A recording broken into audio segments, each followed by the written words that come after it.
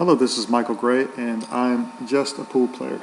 I'm 46 years old. I've been playing pool for 30 years, and I've had multiple aiming systems throughout my lifetime, and this long-ass video is going to cover some of those and how I got from where I was to where I'm at, and that is a subjective and I guess objective consideration, but for me, I feel pretty proud of the pool player that I've become, the pool instructor that I've become to basically just local people. I don't have any real big tournament wins to show that I'm a good pool player, but I feel that I'm a better than average pool player. At least I take better than average pictures, as seen here by the one taken by Scott Frost of me behind Shane at the US Open. The majority of this video is just going to be me doing narration. There's a couple of shorter videos within the video itself that I pre-recorded that'll have me actually talking on the video. So the quality of this is kind of back and forth between one type and another, and it is what it is, and I'm not trying to make any kind of professional production here. But basically, before we go into any type of aiming systems, I just want to recap, or I guess pre-cap what it is that we're going to be talking about here. Basically, we're going to be talking about using aiming systems such as just feel or ghost ball. Talk about some of the references that I use throughout this video as far as acquisition of knowledge and different type of systems. I'll try and give credit to those that created these systems or that taught these systems prior to me, and I'm not saying that I created any of these systems at all. Basically what I've done is done a lot of research and learning and experience different types of systems, put it together, and basically have made like a culmination of all of these things as I perceive them, and I'm going to share that perception with you. So I'm not saying that any of this is my original content, other than the perception that I'm declaring. And then also physical considerations such as stance, feet, grip, head alignment, physics of the balls coming together. You really can't discuss aiming systems without making sure you at least have a baseline of these things and how it affects different types of aiming systems. And then current aiming systems such as edge of the ball, fractional object ball, fractional cue ball, center to edge, and edge of shaft, and that kind of thing. So these are some of the things that we'll speak about.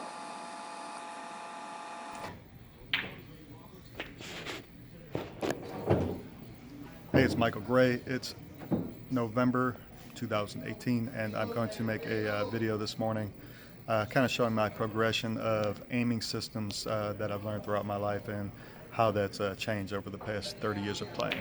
So basically it's going to go through the series of looking at the surface of the face of the ball and the challenges with that, and ghost ball, the challenges with that, aiming with the side of the shaft, challenges with that, and what I'm using currently right now. All right, thanks, bye.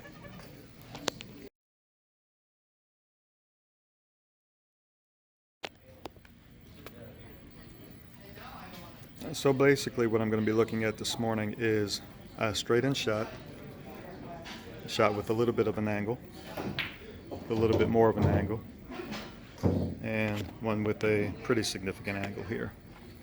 So I've got these dots on the table just to show that they're all going to be in the same location throughout all of the different presentations. So basically, when I was 13, 14, we had a pool table at home and we just banged balls around. So before anyone teaches you how to aim and the physics and geometry of pool, what you tend to do is you tend to just look at the surface area of the object ball that you're shooting at. You're probably all over here, not necessarily on the center axis, and there tends to be a lot of variability and not understanding what happens when this ball crosses this ball. and how you have to hit with the face of this against the face of that for any shot that's not straight. So the challenge with that is if you're on a shot that's like this, if you aim directly at the location on this ball that makes it into the pocket, what happens is you're actually hitting with the side of the ball first, and you wind up not hitting it correctly. And the further you get out, the more that your hit is going to be off. So what happens is after you hit thousands of balls is you automatically just kind of know that if you aim directly at that spot on a shot that's got a little bit of an angle, you're going to wind up hitting this long rail on the side over here, and you're going to hit it too thick. So you just automatically kind of make the adjustment. So one of the things that I do when I start working with somebody trying to teach them how to play pool is I ask them, basically I set up this shot right here. And I ask them if they can explain to me how it is that they aim this ball. And even some pretty advanced players that I know, they just basically they can't verbalize why it is that they do what it is they do. So that's what I'm going to kind of try and explain in this video. The answer that I'm kind of looking for somebody that has a pretty good understanding of geometry, lines, aiming systems, tangent, the friction between the balls, and all of this kind of thing. And then ways to simplify this so that it's less complicated. So when I go into Ghost Ball, I'm going to talk about the problems with that and why it's so complicated. But like I was saying, that many people can't explain why. So one gentleman that I asked recently, he was telling me, well, I know about the Ghost Ball, so I kind of use that a little bit. And then somebody that's actually one of the best players here in Biloxi says that I just basically just kind of feel it. So I was like, well, when you feel it, what do you feel? And he said, well, I kind of know that it's not straight, right? And I can go to the left and know that, well, no, that's too much, that's not enough, and just kind of go back and forth until he feels what it is that is going to make the ball. And I think that's most people. This is their level of understanding and aiming, and it works really good on bar tables, on smaller tables. But when you get to bigger tables, you don't have the margin of error that you do on a smaller table with bigger pockets, and that system seems to fail you and leaves you frustrated because you tell yourself, well, I've been playing for 15, 20, 30 years, whatever it is, 5 years, 2 years, and I don't understand why I keep missing this type of particular shot. And if you can't explain why it is you do what you do and you don't really understand it, then you're not going to be able to make adjustments and correct that, and you're going to be kind of stuck at the level that you're at. So basically when I was 18, just started going into an actual pool hall after banging balls around in daiquiri shops and at my house when I was younger. I had been there probably 2 or 3 months, and this guy, his name was Earl Rapier, who was a fairly good money player in Louisiana and gave really good lessons. He was engineer-minded, so he was very analytical. And he came up to me and he said, "Look, I've been watching you play for a while, and I know that you love the game and you're here all the time, but there's really some obvious things that you don't know. And I give lessons. It's $20 an hour. I've given lessons to a couple people here, and just is that something that you would be interested in?" I said, "Absolutely." So that's kind of where my pool knowledge actually really took off. So he introduced me to the Ghost Ball. I had never heard of that before, and that was my primary aiming system for probably 20 years. And that's one of the reasons that I never really became an exceptional player, because in order to be good at Ghost Ball, there's just too many variables that occur all the time, and I'm going to talk about some of those. But what I'm going to do is set up what he showed me here. I had been gambling for most of my life, basically since I was about 16 years old, playing pool. So I have a fair amount of gambling experience and exposure, and have done well with that aspect of pool. So here's a good opportunity for me to discuss who some of my primary instructors were. I grew up in New Orleans, 1992, stepped into Racketeers Pool Hall and Sports Palace Pool Hall in New Orleans for the first time, and became a bona fide pool player. Bought my first Mucci. The night that I bought it, I lost it gambling. That was on my 18th birthday. One of the best nights of my life, actually.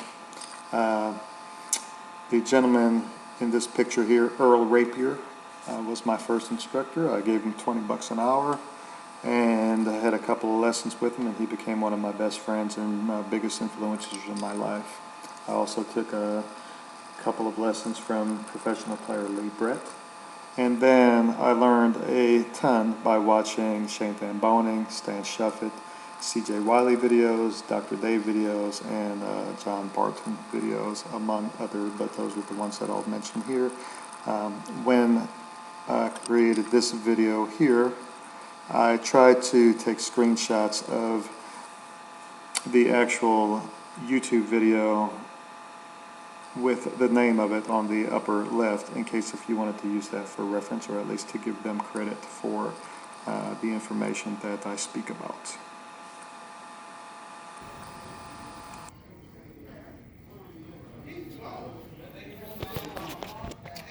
So the first thing you have to do is you have to imagine a line coming from the middle of the pocket going through the middle of the object ball. All right.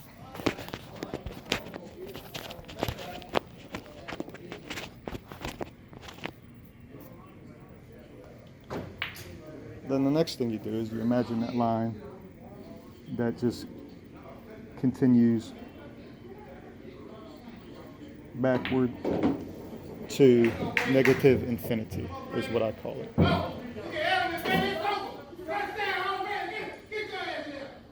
You have to imagine the cue ball that's going to be on this line.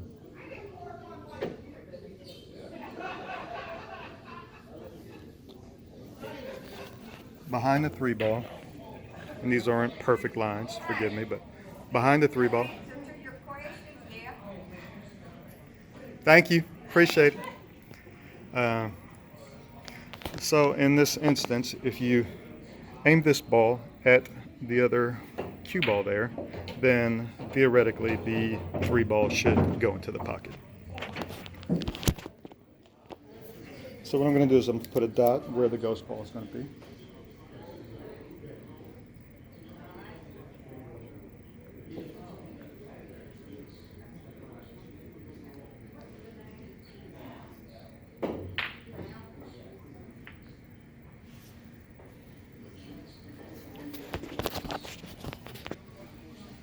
So now if we move the ghost ball,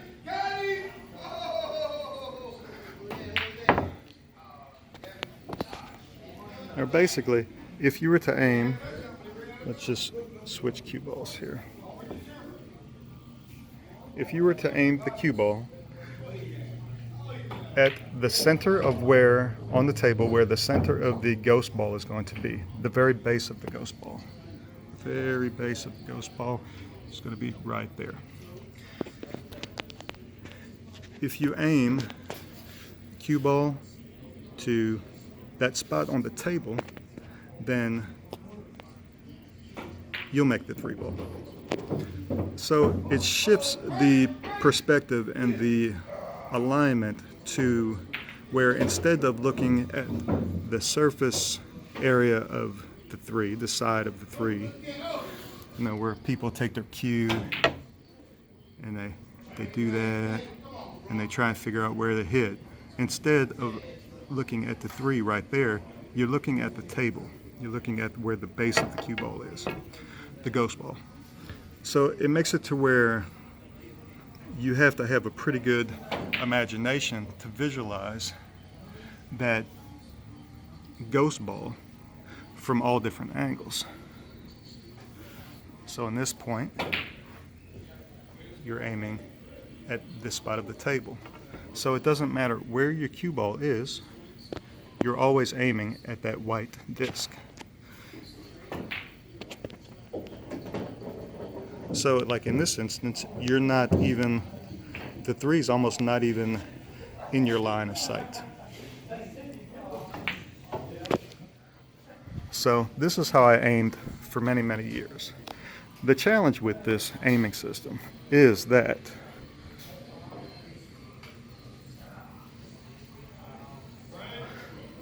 there's a lot of things that complicate it.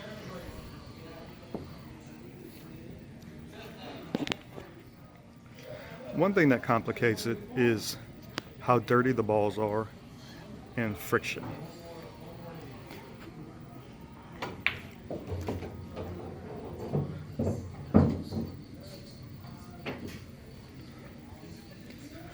So in this example,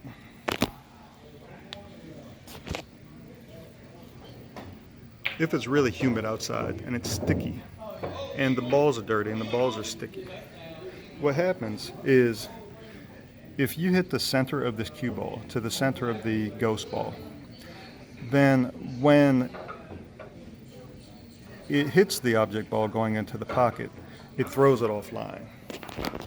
So instead of going towards the middle of the pocket, it takes off and goes this direction because these balls grab and it pulls it to the side. And it also makes it really difficult if you're aiming center ball, you're always aiming at the center of the ghost ball. But what happens if you're aiming with a little bit of left-hand English or a little bit of right-hand English? Then what happens is you can't still aim at that spot on the table. It changes. And then also, depending on how far you are, this shot for instance, then it's very, very difficult to see that exact spot on the table. Shots like those, easier. Shots like this, harder. So you have a tendency to have a higher miss rate when you're always aiming at where you think the center of the ghost ball is on the table.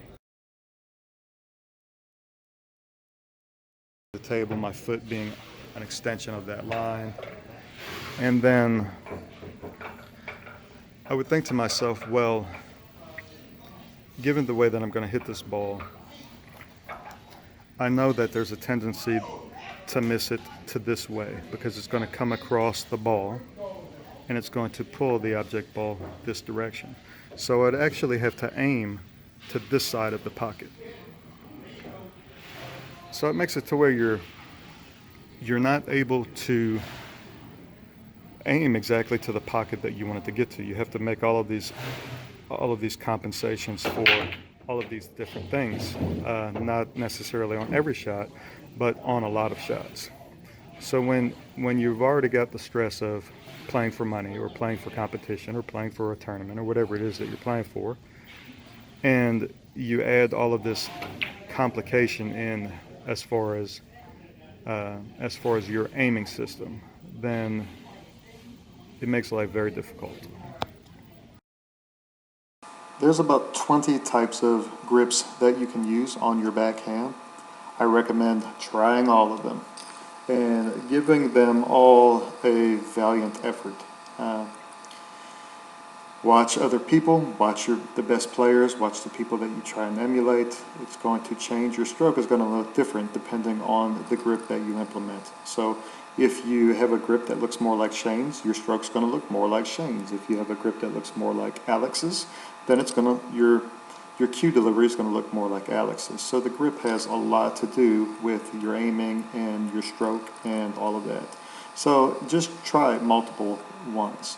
If we look here, this is what's called the V grip taught to me by Lee Britt.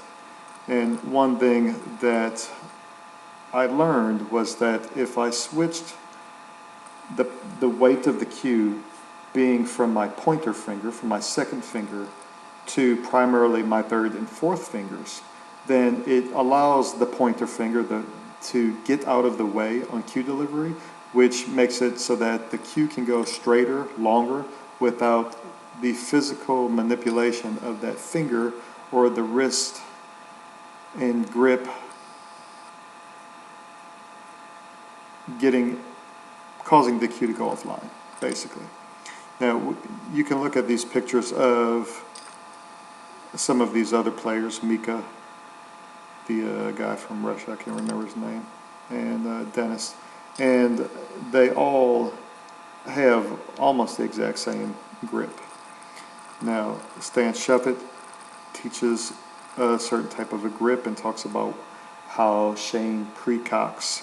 And then Lee Brett, of course, teaches his grip, and this is the one that I recommend that you use. And the way that I changed from a 30-year habit of using one grip to the other was by putting this, basically this soft tape around my finger so that I couldn't manipulate the cue with that finger, and basically had to have it off the cue, which allowed me to make my third and fourth fingers primary. And this was a huge improvement in my ability.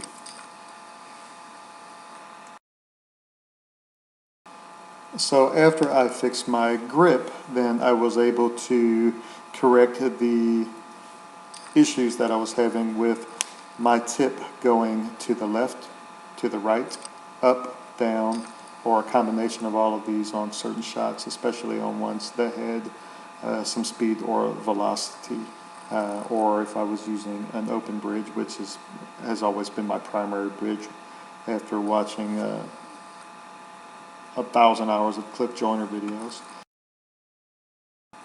So basically what I did was I took videos of myself playing pool. Basically it's a very long shot from object ball in the center of the table, cue ball about 2 diamonds back, diagonal from the corner pockets.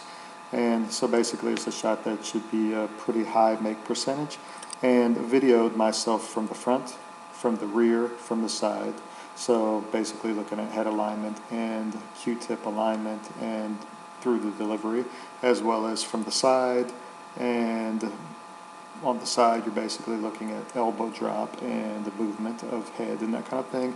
And from the rear you're kind of focusing on grip tensions, whether or not the grip comes in towards your body, outside your body, if your arm is vertical, that kind of thing.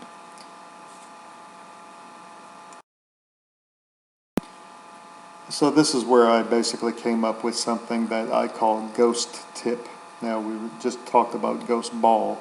Now ghost tip is figuring out while you're standing up where the tip of your cue is going to be in space on the other side of the cue ball, where your tip is going to be, cue tip is going to be on the other side of the object ball, the cue ball, after delivery through the cue ball towards the object ball. And you imagine that while you're standing up, and then when you get down into your shot, that's one of the final aspects of your shot routine into the shot, is creating that visualization and making your tip go to that location in space. Now what that does is that prevents the lateral movement, it corrects a lot of things in your stroke delivery, it may even help correct deceleration and that type of thing, as well as this was not in so many words advised to me from a friend of mine, Adam King, after he had a conversation with Mika Immerman, I believe, at a pool tournament in Wyoming, and they were he had asked Mika what's one of the last things he thinks about, and Nick Varner says that he wants to watch the collision of the object ball and cue ball at impact, and Mika says that he wants the tip of the cue stick to be at a specific location on the other side of the object ball. So that's what I tried to create with this system. Head alignment isn't something that we're going to speak too much into on this video. You can watch some other videos, Dr. Dave's and Stan Shepard on to head alignment. I'm not exactly sure where I got these screenshots from on this guy. But that's definitely something that's important in figuring out dominant eye and all of that. But more important, I think, is actually the perception that you actually come down on the cue in your pre-shot routine. as we'll talk more about that later.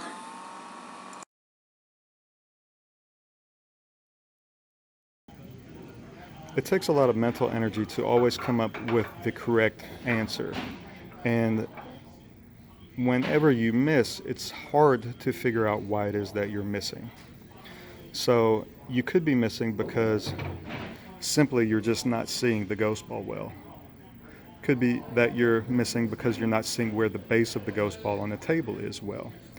You could be missing because you're not compensating for the dirtiness of the balls, or how hard you're hitting the ball, or how soft you're hitting the ball in the transfer English, or friction-induced throw that happens from the ball crossing the path of the object ball. On this picture here, we can see this was taken from Stan Shepard video.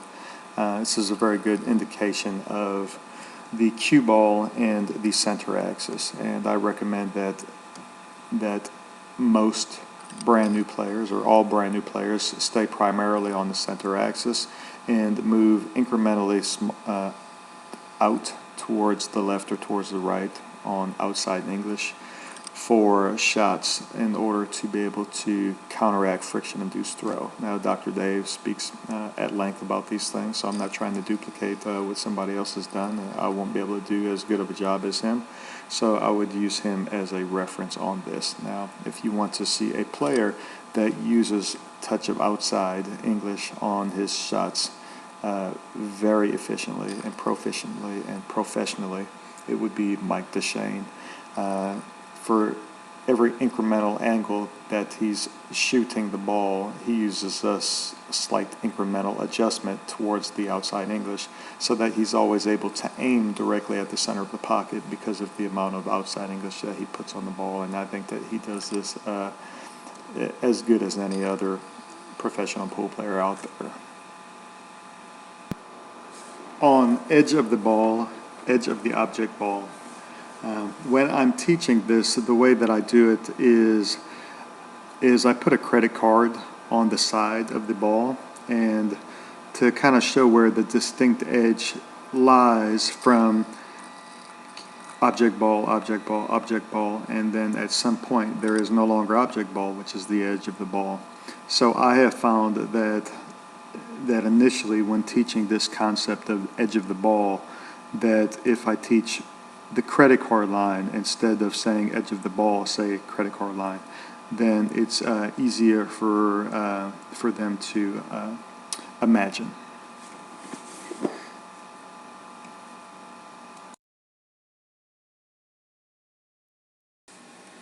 Another very effective way to aim or perceive the shot is through fractional aiming.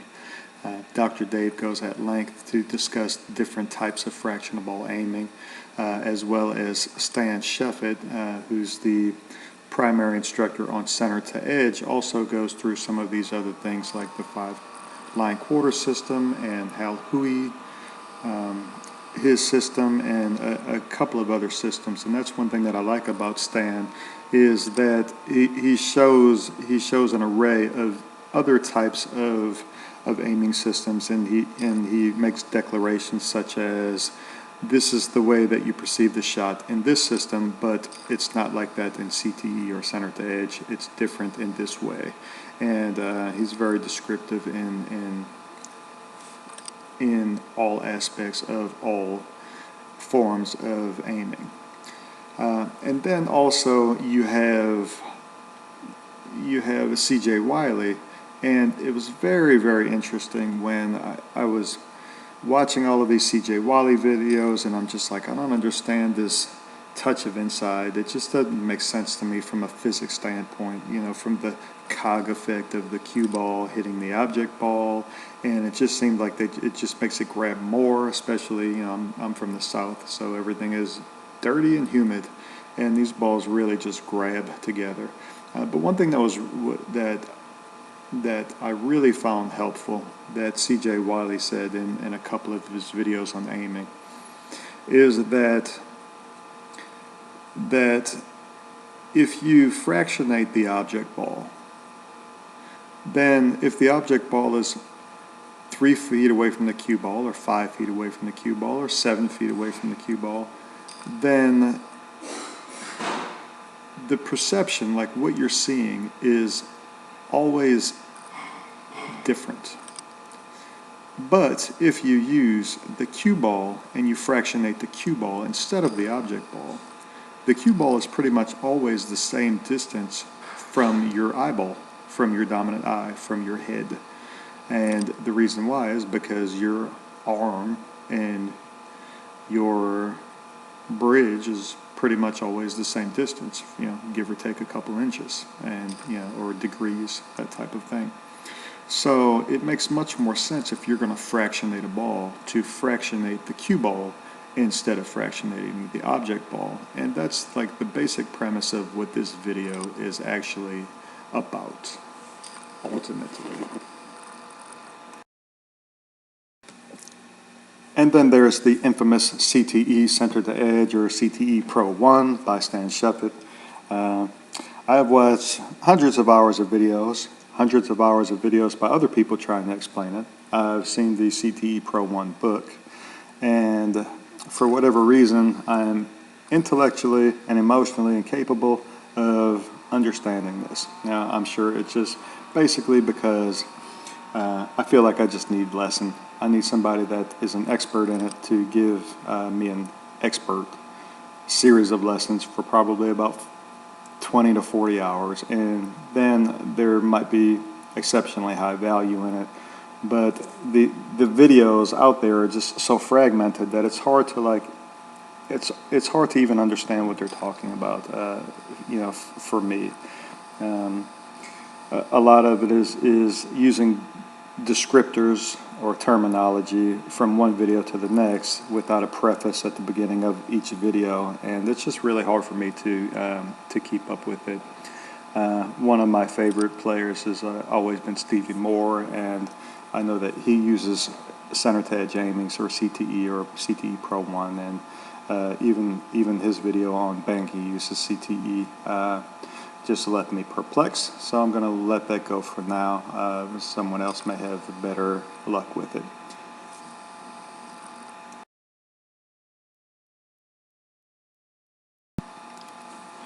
But that being said, I did learn a lot by watching Stan Shepard's videos, and one of them was talking about the different shots: the straight-in shot, or the 0, the 15-degree shot, or the 1, the 30-degree shot, or the 2, the 45-degree shot, or the 3, and then the 60+ degree shot, which is he calls 4, right? And he says that prior to shooting, I can't remember which video this was, but he says prior to shooting, you should indicate in your brain, is this a 0, 1, 2, 3, 4?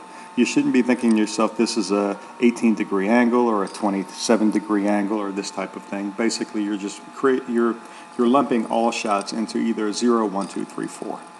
And when you do that, it frees up a lot of brain power, which is something I'm in favor of. I think the simpler you can make things and the more consistent you can make things, that the better you'll do all around.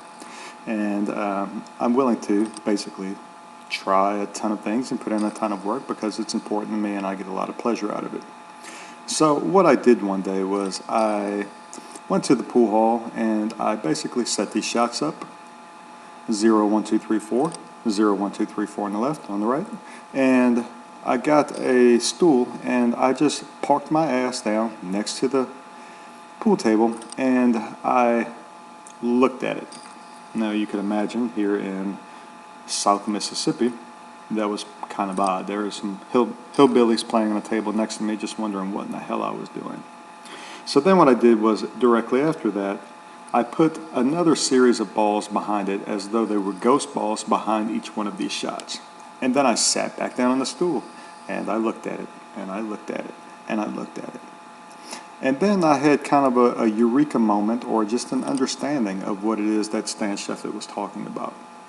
And also what Dr. Dave was talking about, and also what some of the videos he was talking about, how they kind of correlate to what Stan Shepard was talking about. And then how C.J. Wiley was talking about certain things about fractionating the cue ball, and maybe you can get a visual perception fractionating the cue ball, putting all of this together, and then it really started to come together for me.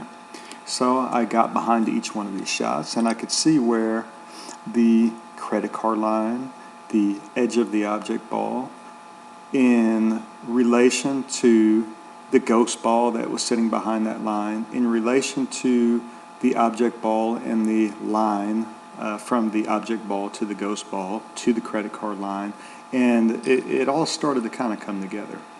And this is where my fractionating of the cue ball actually started to make sense, because what was happening before was that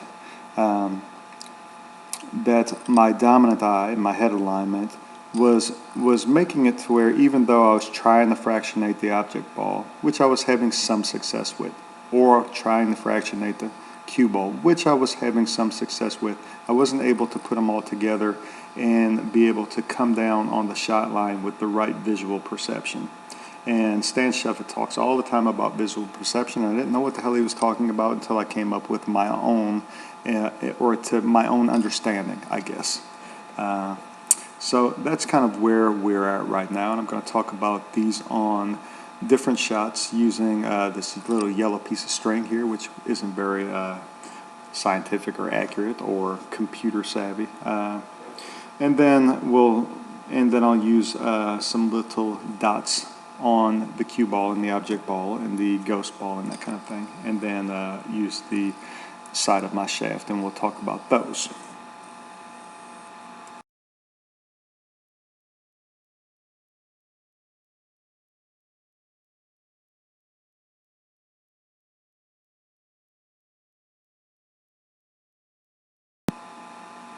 So I'm going to try to explain this in words, may or may not come out. All right, so this is a number one shot. Basically, it's a 14, 15 degree type of angle. Now we can see in this shot, I'm using the yellow line to not show the line of aim that you actually put your Q-tip on, but this is the line that you want your eye to be on. So basically when you come down, your eye is going to be over a quarter on the outside. Let's just say that that stripe ball there is your cue ball. Now your perception is going to be from a quarter on the outside of the object ball, or 3/4 of the object ball, to the credit card line, to the edge of the object ball. In this case, this is the 1. So we're going to use that color ball for each of these shots. So 1, the 15 degree shot is going to be the yellow ball in this instance. 30 is going to be the blue. And then 45 is the red, and the 4 ball is going to be 60 degree. So we can see here and I couldn't get the center of the cue ball here because of it would just roll right off the side, this yellow string that I was using. But basically here you're going to be using the center of the cue ball to the credit card line, or the edge of the object ball. And you test this by putting the object ball on the line of aim from the middle of the pocket through the middle of the 2 ball, and putting a ghost ball on the ball, and you can see that that this corresponds. So you have a 0, a number 1, this is a number 2, and a number 3 is going to be basically 1/4 of the cue ball, or the left quarter of the cue ball, with 3/4 on the outside, aiming at the credit card line on the 3 ball. So we can see that here very well. And same thing, you test this by putting a ghost ball behind the 3, and then when you look at the cue ball directly to the ghost ball, you'll see that this string corresponds with the edge of the 3 ball, or the credit card line, and you can use this as a definite point of aim. So I really like using either the center of the object ball, center of the cue ball, or the edge of the object ball, because they're all very easy to distinguish and to tell from where there is object ball to where there is no object ball. And then number 4, which is a 60 degree or greater cut. basically at that point you're using the quasi-edge of the cue ball to the quasi-edge of the 4-ball. You have to hit some thickness of the 4-ball, so you're not actually aiming at the credit card line, just a tinge in and a tinge on the other side of the cue ball. Now, the greater the angle, the less of the ball that you're going to want to hit. So on a 60-degree angle, you may be aiming an eighth of the outside of the cue ball to an eighth towards the edge of the object ball, in this case the 4. If it's going to be more of like a 75-degree cut, then you may be looking at a 16th through a 16th. So whatever degree or fraction you cut on the object ball, you want to use a corresponding fraction of the cue ball as well. And I was like, well, how do I determine whether or not this is actually a 15 or 30 or 45 or 60 degrees? So I just bought one of these protractors off of Amazon.com, and I went and actually put them on the table at exact angles. And again, we have to give credit to Stan Shepard and his contribution to my quasi-understanding of all of this stuff. Now, I feel in order for me to actually understand what I'm doing and know what I'm doing, I need to be able to describe it in words, and I need to be able to describe it in process on the pool table, and I need to be able to educate other people on this technique. So this is the reason that I put in all of this work in trying to find different ways to visualize it, different ways to explain it. So using these yellow pieces of string, it did help me with a little bit with my understanding on it. And we can see here the 8 is a 0, the number 1 is a 15, number 2 is a 30, number 3 is a 45, and number 4 is a 60. So this is actually an accurate perception because it's all going to the base of the object ball instead of the base of the ghost ball, but that'll change here in a second.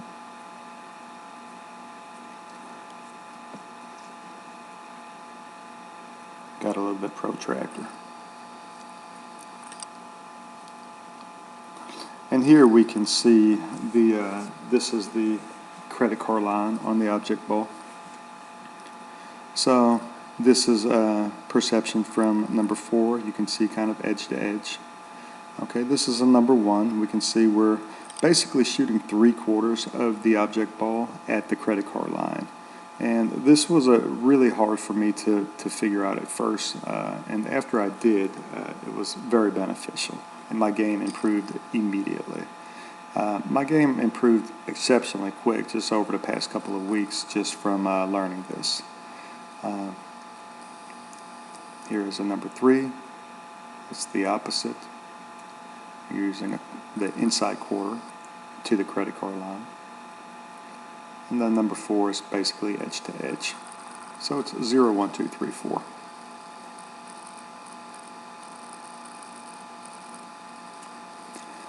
Then what I did next was I got little pieces of tape and I put those onto the corresponding spots on the cue ball. And I'm going to try and show how all of these things are exactly the same, but just different.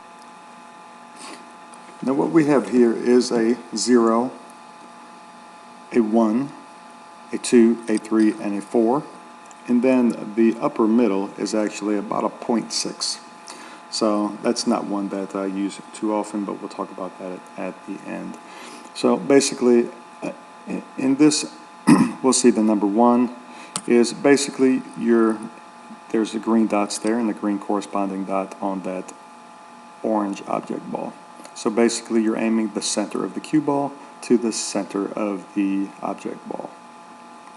On the third image over with the yellow dots, now that's a number 1. So there you have the yellow dot corresponding with the yellow dot on the edge or credit card line of the object ball on the right hand side. If you go down to the bottom left, and it corresponds all the way through. So here we can see a 0, a 1, a 2, a 3, and a 4. All of this is all exactly the same, just different ways to see it or explain it. Okay, so number 1 here, or actually a number 0, you have the green dot to the green object ball, center of the object ball, center of the cue ball.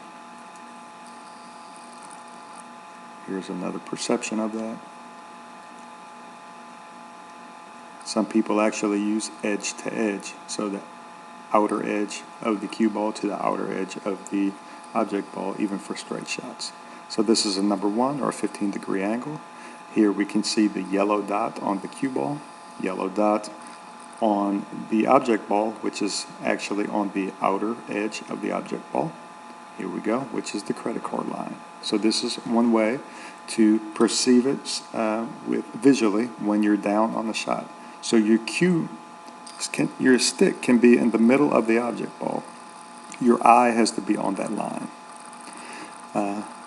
This is a number 2, so you're going to be in the center of the cue ball with your visual perception onto the edge or the credit card line of the object ball. Again.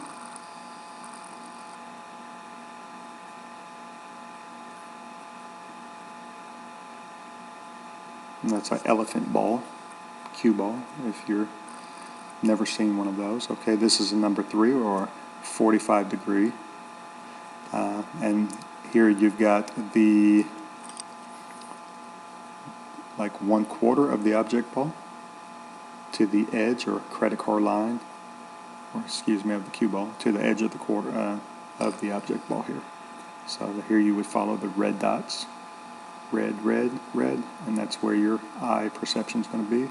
And then here, this is the 60-degree or greater, where you're going to be to equal fractions of the object ball and cue ball fractionating, and that's where your visual perception is. And then this one here, basically this is somewhere between a 0 and a 1. You can actually shoot the outer 1/4 of the object ball, excuse me, of the cue ball to the make it point on the object ball. So where if you were putting a string from the middle of the pocket through the middle of the object ball, you can actually aim at the outside of the ball. And this edge of the ferrule I learned about watching, God bless it, the Action Report Justin and interviewing Shane Van Boning and him describing his aiming system, and this was like the holy grail for me at the time, but it was an incomplete picture, incomplete information. But I did spend countless hours attempting to create this into my training routine, my training regimen, and to understand what it is that he was doing to aim.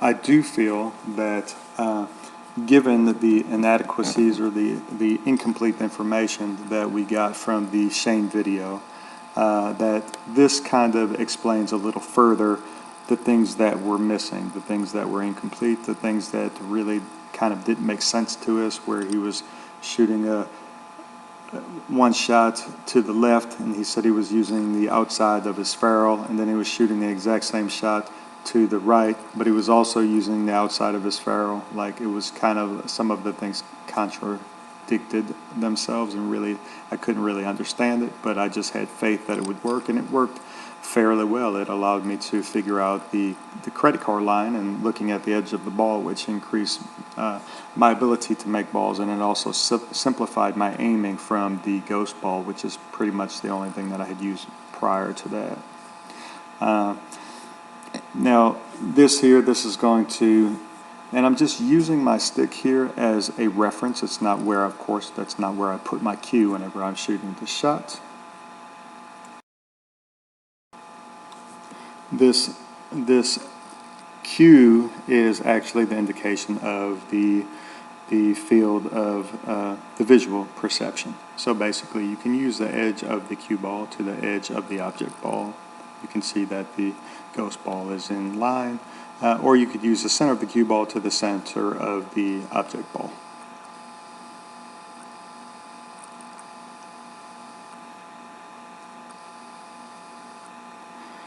So next on number 1, you can see that the cue is pointing at the credit card line, or the edge of the object ball, looking through where the ghost ball would be.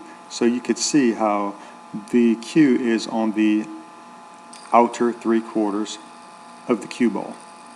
So this is how you're checking to see. Now, what this explained to me was how it was that, now, if you put the cue stick back in the middle of the cue ball, you can imagine that the outer edge of the cue stick would actually be in line with the outer edge of the object ball. So this is kind of describing how Shane might use his shaft, and basically this shows that he's kind of looking at the thickness of where the ghost ball would be. So I mean, but he's looking at the distinct edge of the 5 ball, which leaves him a really good place to aim. So in this one, he would be using, if his cue was in the middle of the ball, or even if it was a little bit on the outside English, he could still use the inside of his shaft to be aiming at the credit card line. Then for a number 3 shot, now this is where it really comes in handy. So same thing. Now if his cue stick is in the middle of the cue ball, then the inside part of his shaft is going to be on that 1/4 cue ball line to the edge of the object ball. I know this probably doesn't make much sense. You have to watch this video 20 times to even understand this, but believe me, this has worked well for me in the past couple weeks. This is all still pretty new to me as well, but I feel like I figured it out. And then here, this is just another description of your perception of like where your visual perspective should be. So of course your cue stick is not going to be on this line. This is where your eye is going to be. And especially on shots to the left here, if you're right eye dominant and you're right-handed and your right eye is on the right-hand side of the cue stick, then you're more prone to hit this ball thick unless you move your head a little bit to the left and get your right eye over the line of sight that needs to be.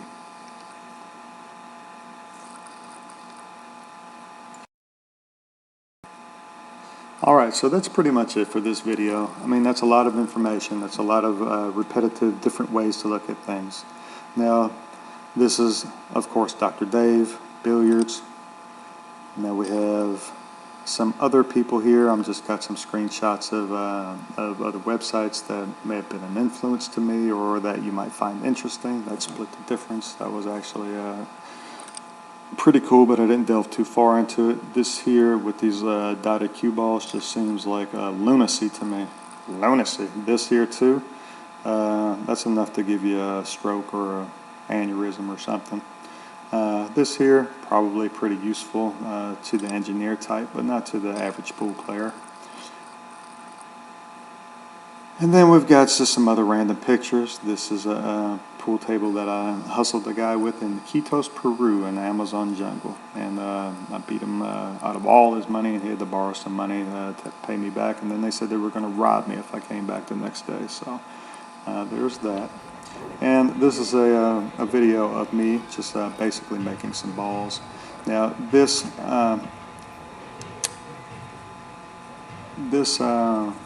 right here is what I do to, it's kind of like a baseline indicator of how I'm playing at any one particular time.